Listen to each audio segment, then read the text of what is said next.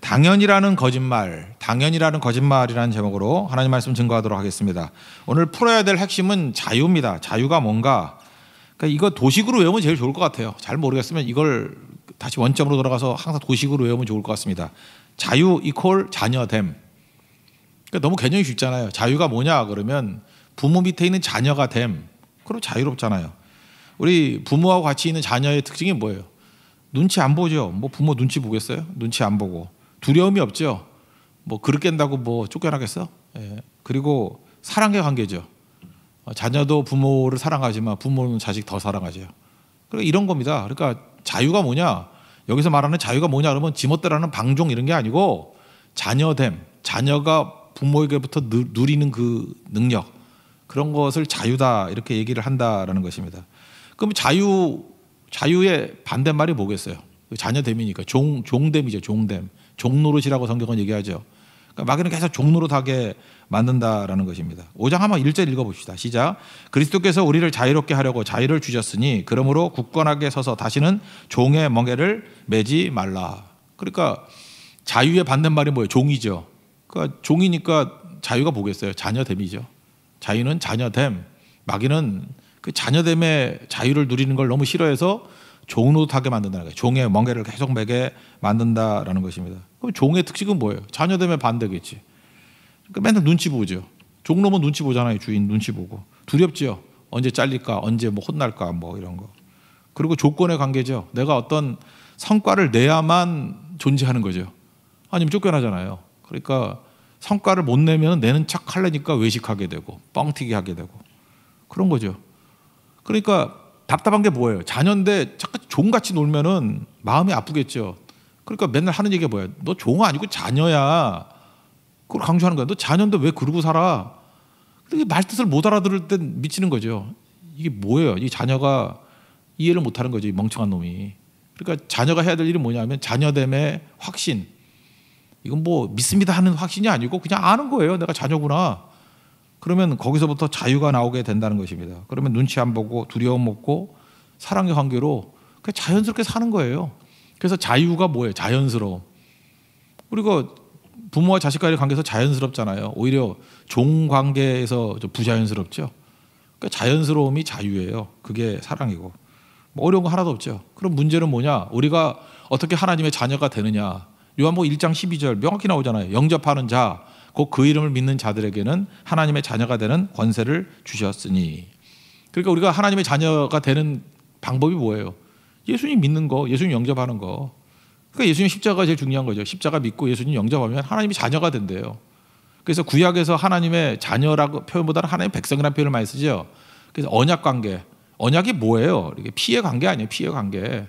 그래서 구약에서는 여호와라고 부르고 이스라엘을 나의 백성이라고 부른 거라고요. 근데 신약에 와서는 여호와라는 이름이 하나도 없잖아요. 예수님께서 여호와라고 부르지 말고 뭐라고 부르라 그랬어요? 아버지라고. 그럼 우린 뭐예요? 자녀라고. 그러니까 똑같은 얘기예요. 그래서 구약의 여호와가 신약에는 아버지예요. 그래서 여호와가 뭔지 여호와란 말이 힘들면은 그 아버지란 개념으로 여호와라고 부른 거예요. 언약 관계로. 아닐 때 엘로힘, 그래서 하나님이라고 번역돼 있어요. 하나님이라고 번역된 거는 그 언약 관계 외에 일반적인 전능하신 하나님을 얘기할 때 표현하는 거고, 그러니까 관계 속에서 아버지와 자녀의 관계 속에 얘기할 땐 여호와라고 얘기한다. 언약, 여호와, 야훼 그렇게 얘기를 했다는 것입니다. 그러니까 우리는 여호와라고 부를 수도 있지만 아버지라고 부르는 거죠. 그래 명확히죠. 내가 자녀됨이 뭔지를 알기 때문에. 그럼 내가 어떻게 자녀야? 그러면 예수 믿으면 자녀 된다니까요. 그러면 이제 얘기가 끝난 거죠. 사실 이 얘기인데 그 자녀됨이 뭔지 그러면은 그 자녀 됐으니까 멋대로 하느냐? 그런 자녀가 어디 있어? 그러니까 뭐 굳이 말하면 효자라 그래야 되나 뭐? 적어도 자녀라 그러면 그렇게 사는 사람이 어디 있어요? 멋대로 안 살고 중독으로 안 살고 눈치 보고 안 살고 무절제하게 안 살고. 이거 뭐 얘가 뭐 있을까 할 때 금주에 그 뉴스에 난 거 중에 이런 게 있대. SK 그룹에 최태원 회장이라고 계신답니다. 근데 그 장남이 최인근이라는 청년인데 96년생. 그런데 SK 에너지 부분 뭐 계열 회사에 신입 사원으로 입사를 했답니다. 회장 아들이. 근데 이거 보니까 뭐 미국 동부의 로드 아일랜드에 있는 브라운 대학, 그 브라운 대학하고 붙어 있는 데가 그 미술으로 유명한 대학이 있어요. 리즈디라고. 거기 명부대 나왔어요. 그래서 SK그룹에 입사를 했다고. 그러면 이게 일반 사원하고 똑같아요? 여러분이 SK에 입사하면 신문에 나나? 왜 신문에 났을까요? 자녀니까 난 거예요. 자녀니까. 그리고 그 친구가 그 SK에 들어가가지고 무슨 생각을 했어요? 목적이 뭐겠어요? 내가 월급을 얼마나 더 받나? 연봉을 얼마나 더 받나? 어떻게 승진하나? 그거에 관심이 있을까? 그건 아닐 것 같은데. 아버지와 자녀 관계 속에서 생각을 더 우선적으로 하지 않겠어요? 그래서 일반 신입사원하고 좀 다르겠죠? 생각이. 그래서 오히려 저는 반대일 수도 있다고 생각해요. 일반 신입사원보다 아버지가 회장이니까 더 겸손할 수도 있고요. 더 희생할 수도 있고 더 열심을 낼 수도 있어요. 왜 이런 일이 벌어지죠? 그 자녀라는 배경하에서 이해하면 다 이해가 돼요. 나머지 자녀 아닌 사람들은 좀 다르겠지. 그럼 이해가 되겠습니까? 하나님 앞에서 우리가 그런 존재라니까요. 자녀라니까, 자녀. 그럼 자녀이기 때문에 나타나는 현상이 뭐냐? 자유인데, 자유는 자녀됨인데, 자녀니까 아까도 얘기했지만 그 회장 아들이 입사를 했습니다. 그랬더니 반대로 가죠. 오히려 더 겸손하고 더 희생하고 그럴 수 있다라는 거예요. 그래서 자녀가 되면요, 반대를 추구할 수 있습니다. 반대를. 그러니까 뻔하게 사는 게 아니라 반대로 살 수 있어요. 그게 자녀된 특권이에요. 이 반대로 산다는 것을 성경적인 표현에 의하면 자기를 부인한다 이렇게 얘기를 해요. 대부분은 종놈들은 자기를 긍정하거든요. 내가 뭐 했어요. 내가 이렇게 충성했잖아요. 이거 내 공로예요. 이러고 산다고요. 왜? 종은 그게 존재 근거니까. 그래야 칭찬 듣고 그래야 살아남지. 근데 자녀기 때문에 자유가 있잖아요. 그래서 자기를 부인할 수 있어. 그리고 자기 십자가를 질 수 있다고요. 그게 자녀됨의 능력이에요. 그래서 뭐라고 얘기해요? 육체의 기회로 삼지 말고, 육체의 기회가 뭡니까? 죄 짓는 기회로 삼지 말고 사랑으로 종로로 타라, 이런 얘기죠. 아들이니까 사랑으로 종로. 그러니까 종이 종로로 타는 것은 당연한 거죠. 근데 아들이 종로로 타면은 아름다운 거죠. 종이 종로로 타면은 이건 뻔한 거죠. 근데 아들이 종로로 타면은 이거는 능력이죠. 그 얘기를 하고 있는 거라고. 그 이게 왜 나오냐면은 네가 아들이기 때문에, 자녀이기 때문에 이게 멋진 거야 라고 얘기해요. 13절 한번 읽어보겠습니다. 시작. 형제들아, 너희가 자유를 위하여 부르심을 입었으나 그러나 그 자유로 육체의 기회를 삼지 말고 오직 사랑으로 서로 종로로 타라. 이게 왜 가능하죠? 반대를 지향할 수 있는 이유가 뭐예요? 자녀이기 때문에. 그리고 이게 아름다운 거죠. 그래서 종의 세계는 당연의 세계예요. 당연함 속에 살아가는데, 뻔함의 세계 속에 살아가는데, 자녀는 다르죠. 이제 알겠어요. 다르다라는 말은 일상용어로 쓰지만 성경적 용어는 뭐예요? 다르다가 거룩이에요. 거룩. 거룩이라는 게 구분되었다 그런 거잖아요. 다르다. 그러니까 교회에서 맨날 하는 얘기가 거룩한 삶을 사세요 라고 그러잖아요. 거룩한 삶을 사세요. 그럼 뭐 말 천천히 하고 성경 옆구리에 꽂고 다니고 그게 거룩한 게 아니고 다르게 살라 그런 얘기예요. 그럼 뭐가 달라요? 당연의 세계에서 나와서 자녀기 때문에 자녀인데도 종로로 탈 수 있는 게 그게 다른 거잖아요. 거룩함. 그러니까 세상과 달라요. 세상에 돈 그러는데 우리는 돈 아니고 뭐 돈 썩어 빠지게 많은 게 하나님인데 뭐 하면서 땅 가치를 추구하고, 그래서 조금 뭐가 다르다? 그게 거룩이에요. 거룩. 그래서 거룩한 인생을 산다는 게 그런 거예요. 다른 거예요. 믿기가 다른 거예요. 세상은요 다 종놈들이 살기 때문에 당연의 세계 속에 살아가요. 그래서 크리스찬들은 당연의 세계에 저항하는 거예요. 그 흐름에 저항하는 거예요. 당연한 게 뭐예요? 자기 위해 살잖아 다. 그죠? 자기밖에 모르잖아. 이기적으로 살잖아요 사람들은. 그게 당연의 세계 아니야. 근데 우리는 저 멀리 있는 하나님, 저 멀리 있는 이웃을 향해서 달려가는 인생을 살아요. 그러니까 모멘텀, 탄력이 생기죠. 다르죠. 자기 주장을 안 해. 자기 긍정을 안 하고 자기 부인을 하고 하나님 위해 살고 다른 사람 희생하며 살아요. 자녀니까. 자녀가 뭐 아름답게 살잖아요. 김승희 시인이라고 계십니다. 그 중에 그분 시 가운데 세상에서 가장 무거운 싸움 2 이런 게 있어요. 뭐 1도 있었는가 봐. 이름 못 봤어요. 하여튼 세상에서 가장 무거운 싸움 2 이런 시가 있는데 다 읽기 힘드니까 요약할게요. 아침에 눈 뜨면 당연의 세계가 있다. 당연의 세계는 거기에 너무도 당연히 있어서 그 두꺼운 껍질을 벗겨보지도 못한다. 깨자마자 당연의 세계를 맞이하는데 당연의 세계는 거기 서 있는데 너무 두꺼운 껍질을 갖고 있어서 껍질 못 벗긴다는 거예요. 그냥 당연하게 살아요, 우리도. 당연의 세계는 그 다음 세계, 물론의 세계로 길들이고 거의 비슷한 의미예요. 당연, 그러니까 물론이지. 물론의 세계로 이끌고 물론의 세계는 우리를 길들인다. 그러니까 우리가 길들여져 가지고 우리는 맨날 뭐라 그래요? 당연하지, 물론이지. 당연하지, 물론이지. 이러고 산다는 거예요. 그러면서 이렇게 해서 길들여 가는 것들에서 저항하라는 거예요. 프로테스탄트. 우리 크리스천이 프로테스탄트 저항하는 자 아니에요. 우리가 왜 종놈이야? 왜 그리고 당연의 세계, 물론의 세계에 살아가? 그래서 이 사람은 이렇게 얘기해요. 당연의 세계에 소송하라. 물론의 세계에 소송하라. 이게 가장 무거운 싸움이라는 거예요. 당연의 세계하고 싸우는 거, 물론의 세계하고 싸우는 게 가장 무서운 싸움. 그래서 세상에서 가장 무거운 싸움이 뭐냐? 당연과 물론의 세계와 싸우는 것이다. 상당히 뭐 짧은 시지만 의미가 되게 있어요. 그죠? 당연의 세계와 싸우는 모습들. 그러니까 여러분들 당연하지. 이건 종놈이니까 당연한 거지. 물론이지. 종놈이니까 그런 거죠. 우리는 자녀라니까요. 자녀는 다르게 행동한다니까. 뭐가 당연해? 당연하긴. 우린 자기 부인할 수 있고 자기 십자가 질 수 있고 반대로 살 수 있는 거죠. 반대로. 이건 또 다른 말로 하면 원래라는 거짓말, 당연이라는 거짓말, 원래라는 거짓말로 말할 수 있죠. 원래 그래, 당연해, 물론. 원래라는 거짓말을 깨는 또 힘이 있다고요. 우리 맨날 뭐 당연하다는 게 뭐예요? 그 책 제목으로 우리에게 세뇌를 시켜놔. 젊은이들 뭐 아프니까 청춘이다. 아프면 병원을 가야지 왜 청춘이야? 아프니까 청춘이다. 그러니까 이렇게 생각해요. 청춘은 다 아픈 건가 봐. 안 아픈 청춘도 많아요. 요셉 같은 사람도 안 아팠고 뭐가 아프기는. 아프니까 청춘이다. 청춘은 다 방황해야 돼? 그렇지도 않다니까요. 그러니까 안 아프다 그러면 뭐 교만하다 그러고 패배자라 그러고 뭐 너만 그러냐 그러고. 아, 청춘들은 맨날 뭐 클럽 가서 놀아야 돼? 맨날 술 퍼마시고 담배 피고 그러고 살아야 돼? 그게 당연의 세계라고. 세상은요, 마귀는 우리에게 당연의 세계로 끌어가. 야, 당연하지. 다 그런 거야. 야, 요즘 너같이 사는 애가 어딨니? 너 뭐 조선시대니? 뭐 이러면서. 그죠? 당연의 세계, 물론의 세계. 원래 그런 거야. 우리 다르다니까요? 니네들 쌍놈들은 그러고 살아. 우리는 아니야. 하나님 자녀거든? 그래서 당연을 깨는 거예요. 물론을 깨버리고.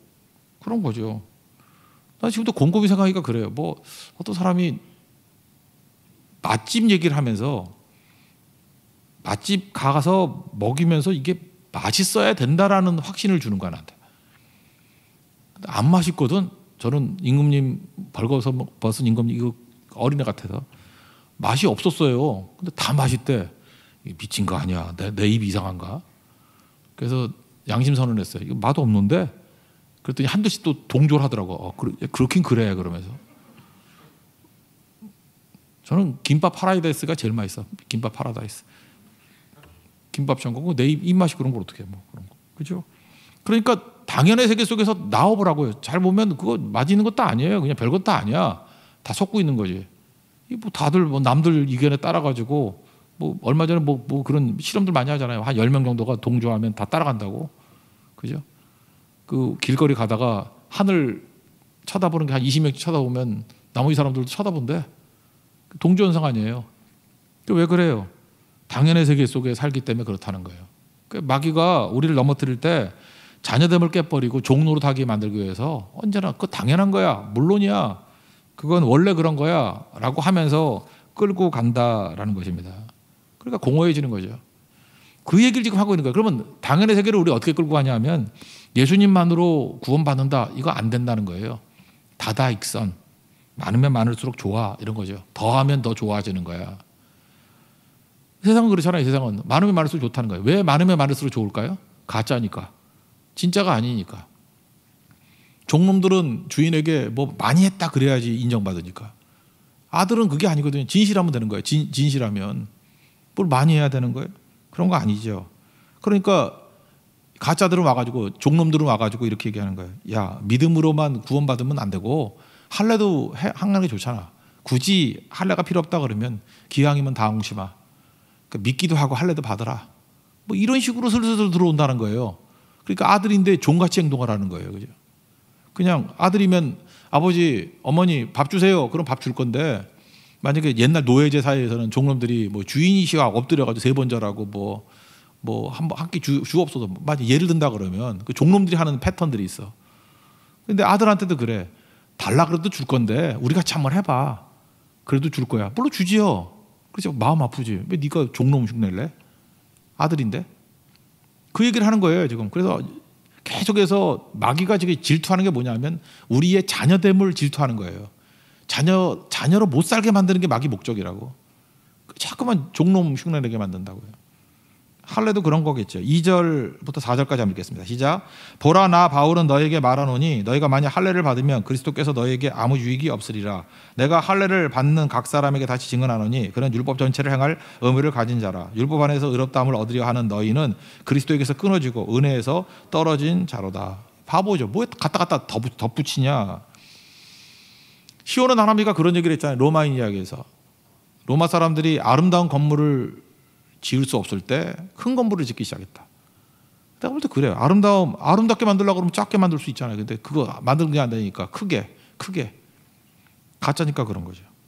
예를 들어서 뭐 레오나르도 다빈치의 모나리자라는 그림이 루브르 박물관에 있다며요. 예.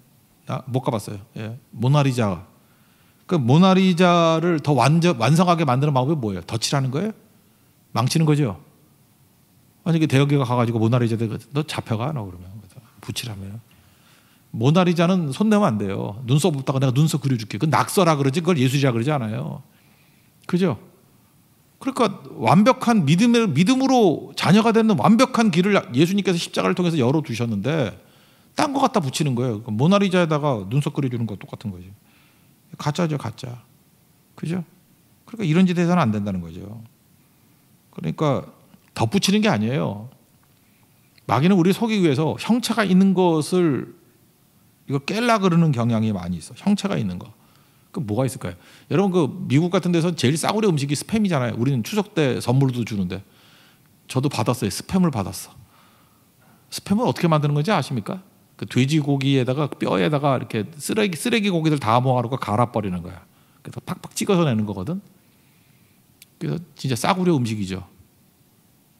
근데 왜 스팸이 맛있지? 내가 싸구려인가? 하여튼 그래요. 흰 쌀밥에다가 스팸을 탁 얹어 먹으면 정말 맛있어. 그렇지만 고급 음식은 아니잖아요. 그래서 여러분 웬만하면 중국 같은 데 가서는 형체 없는 음식 먹지 말아요. 그거 뭐를 갈아서 넣는지 몰라. 그죠? 이렇게 속이는 데서는. 그래서 고급 요리의 특징이 뭐예요? 여러분들 횟집 같은 데도 그 자보라 그래가지고 막 팔다 남은 거 막 모아가지고 주는 회는 싸죠. 근데 비싼 집 가보라고. 물고기 형태 그대로 있고 거기서 살 좀 띄어놓은 거를 띄어가 거기다 살짝 얹어놔. 그러니까 전체 형태 있는 데서 요 살이 요 기분에 있는 살이에요. 이걸 보여주잖아요. 그거 왜 그래요? 형체가 있어야지. 형체가. 마귀는요 우리에게 형체 없게 만들어버려. 근본을 모르게 만들어버려. 가짜니까. 그래서 여러분 어디서 왔는지를 알아야 돼요. 그 말이 어디서 왔는지 누가 한 얘기인지. 말만 들으면 안 되고 맛있다고만 그러면 안 되고 이게 오리진이 뭔지 그거 알아내야죠. 그래서 가짜일수록 더 하는 게 많아요. 여러분 갈비집에 가면은 상식적으로 생각해봐요. 생갈비는 아무것도 안 넣는 거 아니에요. 생갈비가 비싸요? 양념갈비가 비싸요? 생갈비가 훨씬 비싸요. 그럼 상식적으로 생각해봐요. 생갈비는 고기 플러스 제로. 양념갈비는 고기 플러스 양념. 양념도 뭐 엄청 넣는 것 같아. 근데 양념갈비가 왜 싸죠? 생갈비는요 고기 자체가 싱싱해야 돼. 고기 자체가 좋지 않으면 냄새나서 못 먹어요. 그래서 생갈비가 나올 땐 최상의 고기가 나오는 거야. 고기는 원래 냄새가 안 나요. 고기에서 냄새가 난다는 건 상했다는 뜻이야. 상할 때부터 냄새가 나는 거예요. 상한 거야. 근데 생고기는 상하면 냄새나니까 못 먹잖아요. 그러니까 가장 싱싱한 고기예요. 생고기가 비싸요. 그람수도 조금 줘. 그리고 비싸요. 양념갈비는 뭘까요? 맛이 간 고기예요. 많이 갔다 그러면 또 장사하는 사람이 힘드니까 가기 시작한 고기예요. 맛이 가기 시작한 고기예요. 그러니까 냄새가 나기 시작하는 거니까 어떻게 되죠? 듬뿍 넣는 거죠. 양념. 양념으로 그 냄새를 가려버리는 거예요. 그러니까 난 양념이 좋아서 양념갈비 먹어요. 그러니까 계속해서 여러분들 병원 가고 그러는 거라고. 그래서 뭐 돈이 없어가지고 뭐 양념갈비 먹는 건 내가 이해가 되는데 똑같은 가격이라 그러면 생갈비를 먹는 게 안전하죠. 왜 그래요? 생갈비는 진짜기 때문에 프라이드가 있기 때문에 덧붙일 필요가 없다고. 그러니까 복음은 생복음이에요. 생복음. 뭘 할래 뭐 이런 거 덕지덕지 갖다 붙이는 양념복음 듣지 말라고. 복음은 양념복음 없어요. 생복음이지. 생복음이란 말을 안 쓰니까 순복음이라 그러지. 순수한 복음. 그죠? 순복음도 뭐예요? 완전한 복음이라서 풀 가스펠 아니야. 풀 가스펠. 그거 붙들어야죠. 그런 얘기입니다. 그러니까 가짜니까 덕지덕지 갖다 붙이는 것 중에 하나가 뭐냐면 행위 갖다 붙여. 행위의 특징이 뭘까요? 느낌이 확 오잖아. 내가 뭘 했으니까. 느낌이 확 오고. 또 하나가 눈에 보이잖아요. 가시적이고. 그리고 다른 사람들도 보이잖아. 나만 보이는 게 아니라 어중이 떠중이도 다 보이잖아. 그러니까 행위라는 게 뭐냐면 어중이 떠중이도 다 볼 수 있을 정도니까 그게 뭐 가치 있는 일이겠어? 그러니까 내 느낌이 오고 나도 보이고 너도 보이고 그러니까 다 인정받고 칭찬받고 그들만의 리그죠. 그들만의 천국. 그들만의 천국이야. 그게 행위예요. 행위. 모든 종교가 다 행위 종교 아니에요. 믿음은 어때요? 내 느낌이 올 때도 있고 안 올 때도 있어. 느낌으로 말할 수 없어요. 안 보여요. 믿음은 안 보여. 그러니까 보이지 않는 하나님. 그래서 히브리서 11장 1절 보세요. 믿음은 바라는 것들의 실상에 보이지 않는 것들의 증거다. 보이지 않는 거예요. 그리고 믿음이 없는 사람한테는 인정받을 수 없어. 즉 교회에서 하는 모든 예배 이런 것들 뭐 믿지 않는 사람들이 인정이나 해? 그 뭐 하는 짓이냐 그러지. 네 눈엔 그렇게 보이는 거지. 인정도 못 받아. 그러니까 세상은 인정 못 하니까 핍박을 하는 거야. 그건 당연한 거예요. 당연한 거. 가치를 못 느끼니까 뭔 짓 하는 거야. 걔네들의 가치는 뭐냐 하면 돈 버는 게 가치야. 돈밖에 안 보이니까. 그러고 사는 거죠. 그러면 그거 맞추려고 그러다 보면 잠깐 세상 맞추려고 그러면 어떻게 해야 되죠? 느낌 파고 오고 눈에 보이고 그들도 인정하는 거 하려고 하다 보면 그 교회 망하는 거예요. 믿음이 그런 거라. 믿음은 느낌도 안 오고 보이지도 않고 가시적이지도 않고 믿지 않는 사람들은 죽어도 인정 못하는 것들. 그러니까 진짜죠. 이렇게 가짜들 가지고 행동주의로 사는 것들에 대한 허망함을 보여준 게 해밍웨이의 노인과 바다예요. 노인과 바다 내용이 뭐예요? 노인이 되게 열심히 살잖아요. 막 투쟁하고 거기 열심히 사는 걸 막 엄청나게 묘사를 하잖아. 근데 뭐 고래라고 합시다. 고래 잡아가지고 하던데 상어가 뜯어먹어서 뼈밖에 안 남잖아. 허무한 거죠. 열심히 살았는데 뼈밖에 없어. 마지막 노인의 소망이 뭐죠? 피곤하다. 잠이나 좀 푹 자자. 잠자는 게 꿈이야. 그럼 뭐 그거 안 했을 땐 잠 안 잤나? 해밍웨이가 노인과 바다 쓰니까 자기 인생도 그거예요. 허망함. 행동주의는 그래요. 비헤이비어리즘의 결론은 그거라고. 열심히 살았는데 마지막 늙을 때 늙어가가지고 나타나는 거는 딱 해밍웨이 이 느낌이야. 노인의 느낌이야. 잠이나 자자. 아무것도 한 일이 없고. 왜 그렇죠? 가짜니까. 자녀됨이 보여주는 게 뭔지 알겠죠? 자녀됨을 가지고 다르게 사는 거예요. 그죠? 반대를 향해서 지향하면서 자기 부인하고 남을 위해서 종노릇 할 수 있고 섬겨주고. 왜? 주인 아들이니까. 주인 아들이니까 다르죠. 그죠? 섬기고 베풀고 설 줄 아는 거. 그게 너무너무 중요하다는 것입니다. 그래서 자녀됨, 믿음으로 자녀됨을 누리지 않고는 절대 자유 못 느껴요. 자유가 자녀됨이라니까요. 자유가 있는 사람만이 당연의 세계 속에서 나와서 당연의 세계에 나와야 거룩해지는 거예요. 당연 나와서 반대를 추구할 수 있어요. 이 반대를 추구한다. 일상 용어고 성경적 용어로는 자기를 부인한다. 또는 뭐 희생한다. 뭐 이런 거 똑같습니다. 다르게 산다. 거룩하다.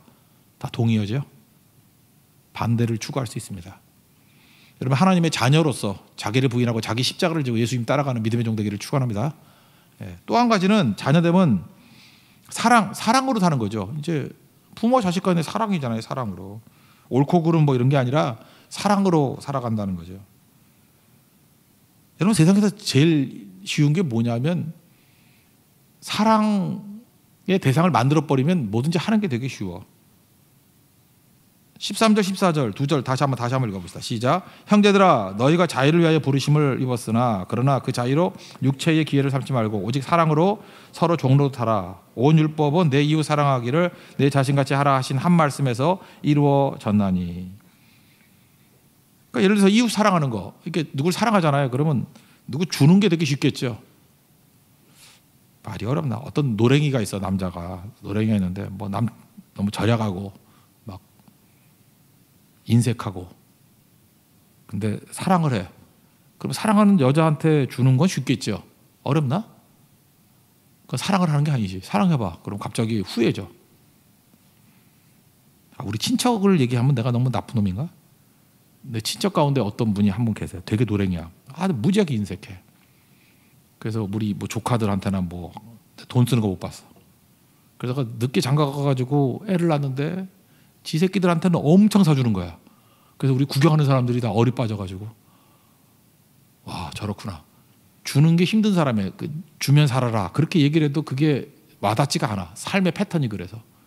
근데 늙음하게 애를 안 나누니까 그 애한테는 아낌없이 퍼주는 거야. 그래서 하나님께서 저렇게 부모와 자식 간의 관계를 만들어 주셨구나. 주는 법을 배우라고. 근데 좁은 사람의 특징은 뭐예요? 지 새끼밖에 몰라. 그런데 이게 커지는 게 뭐냐면 사랑의 대상이 넓어지는 거예요. 자기 자식뿐만 아니라 또 다른 자녀들도 내 자식같이 보는 거예요. 그럼 주는 게 쉽겠죠. 양보하기가 힘들면요, 양보해도 될 사람을 만드세요. 그럼 되잖아요. 양보해도 될 사람 만들면은 양보가 쉽잖아요. 베푸는 것이 어려우면 베풀기 쉬운 사람을 만들라고. 다 뭐에 사랑하는 사람이냐. 사랑하면 베풀기 쉽지 뭐가 어려워. 안 그렇겠어요? 우리 교회 인도, 네팔, 뭐 말레이시아, 베트남, 대만 뭐 이번에 다 헌금도 보내고 다 도와주고 그랬어요. 근데 여기에 그 물질을 나누고 하는 것들이 힘들던가요? 뭐 성도들도 그렇고 저도 그렇고 뭐 누구 힘든 사람 없었을 것 같아요. 왜 안 힘들죠? 사랑하니까. 우리 성교지 사랑하고 그분들 사랑하잖아요. 사랑하니까 한순간도 머뭇거림이 없는 것 같아요. 뭐 있으면 더 주고 싶고. 그죠? 그렇잖아요. 주는 게 어렵지 않아. 근데 예를 들어서 내 사랑의 대상이 아니다 그럴 때는 머뭇거리지. 줄까 말까. 그러니까 사랑이 넓어지면은 주는 게 되게 쉬워지죠. 그래서 부모가 자식 주는 게 어려운 사람은 없어요. 사랑하니까. 그게 뭐 힘들어? 그러니까 좁아서 그렇지 그 사랑의 폭이 넓어진다 그러면 사랑하면 쉽죠. 되게 쉽게 행할 수 있다라는 것입니다.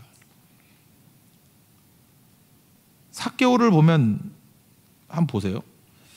그 삭개오가 뭐 자기 재산 반을 뭐 가난한 사람 둔다 그러고 뭐 등쳐먹은 거 있으면 4배 갚겠다 그런 거잖아요. 근데 그 말 이후에 예수님이 하신 말씀 한번 보세요. 뭐라 그러냐? 야, 오늘 구원이 이 집에 임했어. 이게 뭐예요? 믿음이 임했다 그 얘기죠. 믿음이 구원이니까. 너도 아브라함의 자손이다. 그러니까 자녀 됐다는 얘기죠. 그러니까 자녀 되면 회복이죠. 자유롭게 된 거죠. 자유롭게 됐기 때문에 성경 순서는 앞에 써 있지만 그렇기 때문에 이 행동이 나온 거라고. 아들같이 행동하잖아. 하나님의 자녀같이 행동하잖아요. 옛날에는 돈으로 나를 주장했어야 돼. 내가 매국노라는 소리 듣고 죄인이라는 소리 듣고 세상에 믿을 건 돈밖에 없어. 그래서 돈 그랬다가. 왜냐하면 종놈이니까. 이것도 없으면 내가 뭐로 살아. 내가 무시당하는데 뭐로 살아. 이 돈이 나를 지켜줄 거야. 이렇게 살았잖아요. 근데 자녀됨을 알게 됐어요. 이제 돈이 나를 지킬 필요가 없는 거예요. 오히려 불쌍해 보이는 사람들 자녀됨을 가지고 흘려보낼 수 있죠. 그러니까 내가 자녀로서 못할 짓을 했네. 등쳐먹은 거 4배 갚고. 내가 자녀로서 못할 짓 했네. 이제 제대로 해야 될 일을 해야겠네. 재산 반 팔아가지고 다 나눠주고. 이게 자녀됨의 회복이라고. 이게 뭐가 힘들겠어요. 그죠? 여러분 참된 만족이라는 것은요 진짜로만 채워지는 거예요. 진짜로만. 인생에는 2가지가 있는데 후회가 있고 만족이 있는데 만족의 반대말이 후회고 후회의 반대말이 만족이라고 생각하는데 안 그래요. 이건 차원이 다른 문제라고. 차원이. 후회는 뭐냐 하면은 비교해서 나오는 게 후회예요. 후회하는 걸 보면 다 비교를 해. 예를 들어서 그 여자분들이 남편에 대해서 결혼한 걸 후회하는 경우가 어떤 게 후회일까? 이놈은 맨날 술 퍼마시고 와가지고 잠만 자네. 퍼지고 잠만 자네. 도와주지도 않고. 근데 옆집에 자상한 남편이 있는 걸 보는 거야. 그럼 후회가 되지. 비교하니까. 저 집 남편은 저렇게 자상하고 가정적이고 그런데 이놈은 맨날 술이나 퍼마시고 이 꼴이 뭐야 라고 이게 비교하면 후회가 되죠. 그래서 비교에 강한 사람은 맨날 후회밖에 안 해. 후회의 패턴은 비교이기 때문에. 근데 만족은 비교로 오는 게 아니에요. 예를 들어서 옆집 남편이 사이코패스야. 맨날 애들 붙들어 매놓고 거꾸로 매달고 이상한 짓만 해. 변태야. 그 옆집 아저씨가 옆집 남편이 사이코패스라고 그리고 내 남편은 정상이야. 그렇다고 만족해요? 만족하냐고. 비교할 수 있잖아요. 사이코패스 대 정상. 만족하는 건 아니죠. 별 미친놈 다 있네 욕을 하지. 우리 남편이 그냥 만족 못하는 건 똑같죠. 어떨 때 만족을 하죠? 좋은 남편이 될 때, 실제로 좋은 남편이 될 때 만족이 되는 거죠. 하나님은 좋으신 하나님이거든. 우리 아버지는 좋으신 아버지예요. 그래서 아버지 만날 때만 만족이 있어요. 우리 만족이 있는 존재예요. 왜? 우리는 비교하는 게 아니기 때문에. 지금 율법주의자들의 특징이 뭔지 알아요? 가짜거든 얘네들은. 가짜니까 얘네들이 하는 일이 뭐냐 하면은 주로 이런 거야. 우리도 별로 만족하지 못하는데 그죠? 이렇게 좀 나은 거 보여주면서 후회하게 만들어. 후회하게 만들고 후회 좀 더 심하게 하든지 좀 덜하게 하든지. 그래서 후회하니 안 하니 그거 갖고만 싸우는 거야. 비교하는 것들은. 그래서 맨날 말도 그러잖아. 후회 없는 인생을 살았다. 죽을 때 그래. 예수 안 믿는 사람들 꼭 보면 그런 얘기예요. 내 한평생 후회 없는 인생을 살았다. 비교적 잘 살았다 그 얘기예요. 그러니까 만족이 뭔지 모르는 인생이 곧다이 소리하고 죽는 거라고. 그런데 진짜를 만난 사람은요. 시편 23편 고백을 해요. 여호와는 나의 목자시니 아버지는 나의 목자시니 내가 부족함이 없었어. 만족했어 이거죠. 지금도 마찬가지예요. 살아계신 하나님 만나야 만족이 있는 거지. 세상과 뭐 돈, 뭐 권력 이런 거 비교하면 후에 있고 없고 그거밖에 안 되는 거예요. 아무것도 아닌 거예요. 채워지지 못한 거예요. 채워지는 거는 오직 아버지께로만 채워줄 수 있다는 거예요. 지금 삭개오는 후회 안 한다예요? 채워졌다예요? 채워졌다잖아요. 만족하고 있잖아요. 그렇다면 자녀됨의 이 만족을 누려야 된다는 것입니다. 왜? 아버지가 나를 사랑하고 계신다는 거 아니에요. 구원이 이 집에 임했고 아브라함의 자손이라고. 사랑한다는 거 아니에요? 예수님 사랑한다는 거 아니에요? 채워지잖아요. 이게 복음입니다. 복음은 채워지는 데 있다. 이거 꼭 붙들은 하나님의 정되기를 바랍니다. 그러므로 자녀됨이 있으면 이제 자유롭기 때문에 사랑하기 때문에 아까도 얘기했죠. 이 바보들은 지 새끼들밖에 사랑 안 하는데 이 사랑이 막 커지는 거야. 사랑이 커지니까 주기도 쉽고 흐르기도 편하고 그러니까 이 모멘텀이 생기는 거라고요. 막 세상이 다 그냥 오는 거예요. 다 내 거가 되는 거예요. 정복에서 내 거가 되는 게 아니라 다 사랑하게 되니까 막 세상이 넓어지는 거예요. 막 흘러가는 거지. 그러니까 가능성이 무한대예요. 주님께서 동행하시기 때문에 능력도 계속 부어주시니까 그 영향력의 한도가 어디까지 가는지 몰라요. 땅끝까지 이르게 되죠. 이게 왜 중요한가 하면 선악과하고 똑같은 거예요. 에덴 동산에 여러분 아까 지난주에 살폈듯이 그 에덴 동산에 생명 과실 막 널려놨잖아. 2장 16절을 보니까 각종 나무의 열매는 내가 임의로 먹되 그러죠. 그러니까 모든 나무들이 다 생명 열매예요. 그냥 다 먹으면 되는 거예요. 허용. 단 하나 선악을 알게 하는 나무의 열매는 먹지 말라. 먹으면 죽는다. 금지 하나 딱. 그게 있는 이유가 뭐죠? 그래야 자유가 생기니까. 자유는 뭐예요? 내가 선택할 수 있는 게 자유 아니에요. 그죠? 그래야 진짜 사랑이 나타날 거 아니에요. 뭐 선택할 수 없는 뭐 기계식으로 누르는 게 하나밖에 없다 그러면 그게 뭐 자유인가? 그냥 기계 같이 가는 거죠. 인격이라는 건 뭐예요? 선택할 수 있는 게 인격이잖아요. 당연히 그 선택하는 거예요. 사랑하면 사랑을 선택하지 뭐 죽음을 선택하겠어? 여러분 어머니가 계시는데 여러분에게 여기 사과가 있고 독약이 있고 그러면 어머니면 볼 것도 없죠. 뭘 선택해요? 사과 먹으라고 선택하지 독을 먹이겠어? 그걸 선택이라 그러나? 사랑한다고 그러면 당연히 그 길을 가는 거지. 그거죠. 그래서 금지는 뭐냐 하면 인격을 가지고 내가 주님 사랑한다는 것을 보여주는 거라고요. 그런데 마귀는요 다 금지시켜버리는 거야 우리를. 그리고 요것만 해 이렇게 얘기하는 거예요. 나는 우리나라 그 교통법규에도 약간 불만이 있는데 미국 교통법은 약간 좀 성경적인 것 같아요. 미국에서 운전을 할 때의 특징은 뭐냐 하면은 기본은 자유야. 네 멋대로 운전해요. 자유롭게 운전해. 하고 싶은 데 운전해. 아무 데나 좌회전해도 되고요. 아무 데서나 유턴해도 돼. 미국에서 운전할 때는 제약이 없어. 그냥 네 멋대로 하면 돼. 물어볼 것도 없어. 네가 하고 싶은 대로 하면 되는 거예요. 단 하지 말라는 건 절대로 하면 안 돼. 뭐냐면 스쿨존 30마일인가? 예, 그거 넘기면 안 돼요. 30마일도 안 되나? 15마일인가? 나 기억도 안 나네. 예. 엄청 천천히 15마일이겠네. 예. 엄청 천천히 가라고. 한 20km에서 25km 정도 가라고. 엄청 천천히 가라고. 스쿨버스가 있어요. 그러면 뒤에 이거 까딱까딱 하는 게 있어. 스톱 사인이 있어. 그러면 차 애들이 막 뛰어나가고 그러잖아요. 그러니까 추월하면 안 돼. 제 앞으로 갈 때 튀어나올 수 있으니까 다 뒤에 서 있어요. 이건 엄청 엄한 벌로 때려요. 그리고 또 우리는 한국 사람이 맨날 운전할 때 힘든 게 스톱 사인이 있을 때 설할 때 서야 돼. 그러니까 사인이 별로 없어요. 뭐 하라는 사인이. 그런데 여기서 서라 그러면 서야 되고 스쿨존이니까 천천히 가라라고 써 있는 데는 천천히 가야 되고 나머지는 지멋대로 달려도 돼요.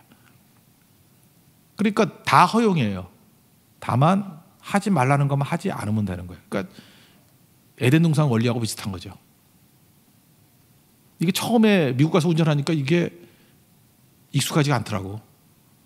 세계가 다르니까. 뭐 이런 세계가 돼. 난 처음에 불편하더라고. 근데 좀 한 달쯤 지나니까 또 익숙해지더라니까 더 편한 것 같아요. 그죠?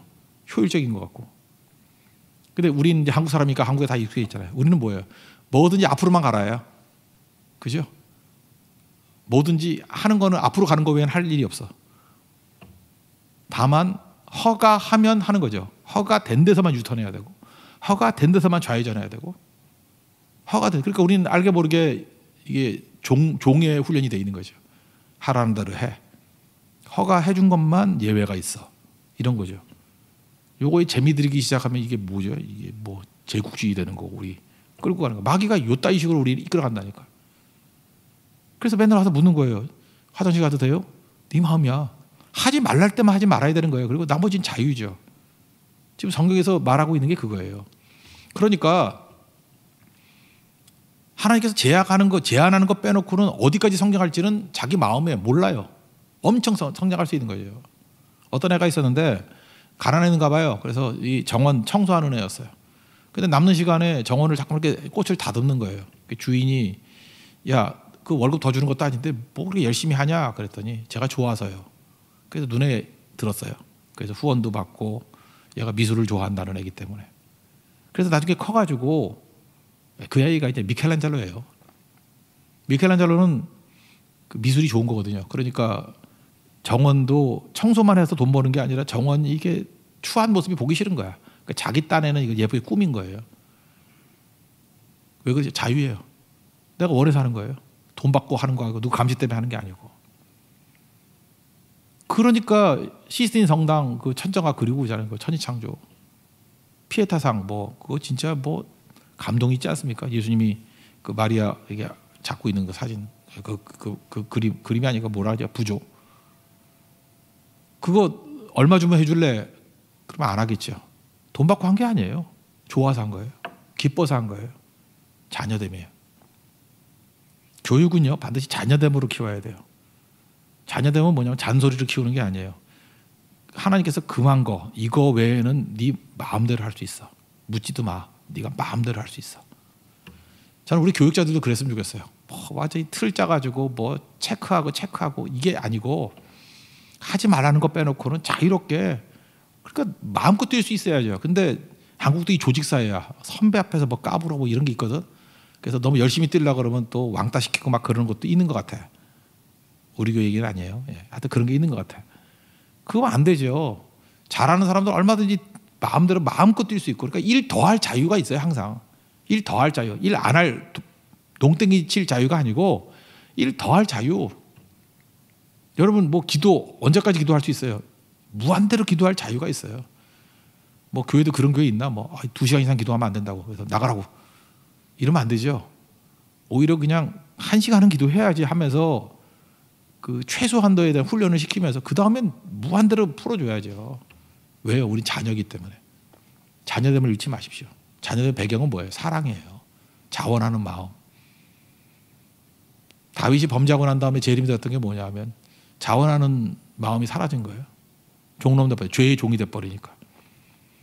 자원하는 마음을 새롭게 해달라고. 정결케 해달라고. 그게 기도였습니다. 오늘도 여러분들 싹 잊어버려도 되는데 자유가 뭐냐? 예수님께서 우리에게 자유를 주시려고 십자가에 지셨대요. 자유가 뭔지 알아요? 자녀 만들어 준 거예요. 그 자녀답게 사는 거니까 자녀기 때문에 우리는 반대로 살 수 있어요. 자기 부인하고 정반대로 살 수 있어요. 자녀기 때문에 사랑으로 무한대로 클 수 있다고. 그죠? 주님께서 하지 말라는 거 빼놓고는 마음껏 할 수 있는 거예요. 그게 자녀됨이에요.